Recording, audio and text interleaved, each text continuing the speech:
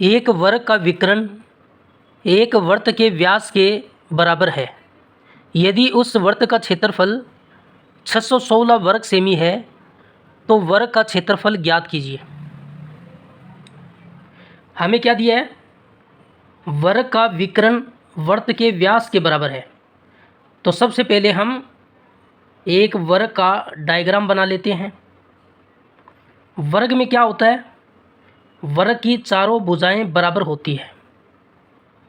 इसकी चारों भुजाएं बराबर होती है और इसका विकर्ण कौन सा होगा? BD विकर्ण हम बना लेते हैं। अगर इसकी भुजा को हम A मान लें, ये जो CD है ये भुजा A है, तो ये भी A होगी, ये भी A होगी, ये भी A होगी। इसकी चारों भुजाएं बराबर होती है। और वर्ग के विकर्ण का फॉर्मूला आपको याद होना चाहिए। वर्ग का विकर्ण किसके बराबर है? वृत्त के व्यास के बराबर है। वृत्त का व्यास। एक यहाँ पर हम वृत्त भी बना लेते हैं।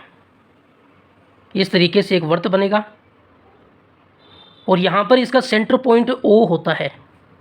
इस सेंटर पॉइंट O से लेकर इस परिधि तक इसकी त्रिज्या R होती है। अगर हम सेंटर पॉइंट O को इधर भी मिलाएं, यहाँ परिधि तक है, तो ये भी इसकी त्रिज्या R होगी। अगर यहाँ पर हम A बिंदु नाम दें, यहाँ पर B बिंदु नाम दें, तो ये जो पूरी लंबाई है जो सेंटर से गुजर रही है, ये पूरी लंबाई ही वृत्त का व्यास होता है। तो वृत्त का व्यास क्या होगा? वृत्त का व्यास त्रिज्या का दुगना होता है। त्रिज्या को 2 से गुणा कीजिए, 2R वृत्त का व्यास होगा। वर्ग का विकर्ण का फॉर्मूला क्या होता है? √2 गुणा भुजा। भुजा को हमने A माना है वर्ग का, तो A लिखेंगे और वृत्त का व्यास कितना हो गया? 2R। यहाँ से हम भुजा A का मान निकाल सकते हैं। A का मान निकालेंगे, बराबर में 2R है और ये √2 गुणा में है, इधर आएगा तो इसके भाग में चला जाएगा। इसे हम समीकरण 1 नाम दे देते हैं। अगर हमें भुजा का मान निकालना है तो हमें त्रिज्या का मान निकालना होगा। त्रिज्या का मान कैसे निकालेंगे? हमें दिया गया है वृत्त का क्षेत्रफल। वृत्त का क्षेत्रफल। वीडियो को पूरा देखिए तभी आपको समझ में आएगा। और ऐसे आसान सवालों के लिए चैनल को सब्सक्राइब कर लीजिए और वीडियो अच्छा लगे तो लाइक कर दीजिए। वृत्त का क्षेत्रफल हमें दिया है 616 वर्ग सेमी। वृत्त के क्षेत्रफल का फॉर्मूला क्या होता है? πr² बराबर 616 वर्ग सेमी। पाई का मान नहीं दिया है तो पाई का मान 22/7 रखना है। R² बराबर 616 वर्ग सेमी। यहाँ से हम R² का मान निकालें, बराबर में 616 है, ये 7 भाग में है, उधर जाएगा तो गुणा होगा और ये 22 गुणा में है, इधर आएगा तो इसके भाग में चला जाएगा और वर्ग सेमी। 616 में 22 का भाग दीजिए, 22 दूनी 44। देखिए ये भाग जा रहा है या नहीं जा रहा, यहाँ पर देख के देख लीजिए।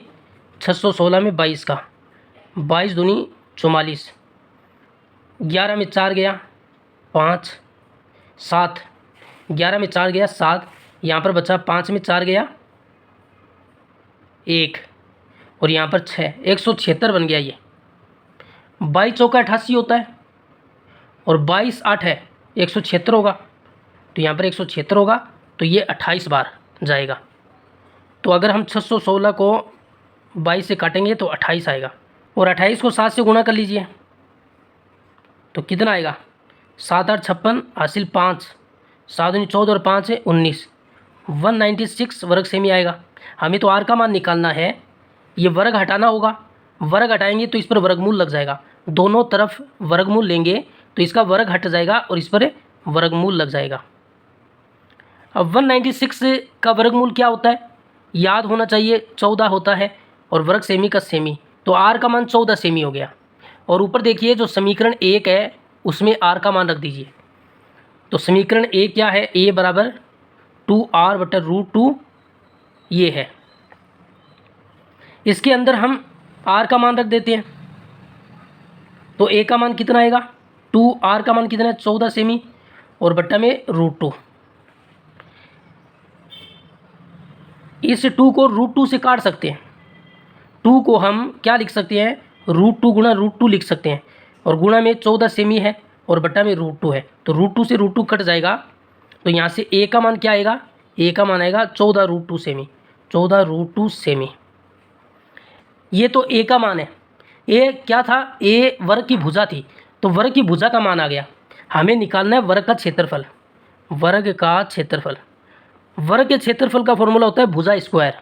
भुजा को a मानना है तो a का स्क्वायर हो जाएगा, और a का मान कितना है, 14√2 सेमी, तो इसका वर्ग हो जाएगा। और 14 का वर्ग तो अभी हमने किया है, 196 होता है, और √2 का 2 हो जाएगा, सेमी का वर्ग सेमी हो जाएगा। 196 को 2 से मल्टीप्लाई कीजिए, कितना आएगा, 6 दूनी 12, 9 दूनी 18, 19, 2 और 1 3, 392 वर्ग सेमी वर्ग का क्षेत्रफल होगा।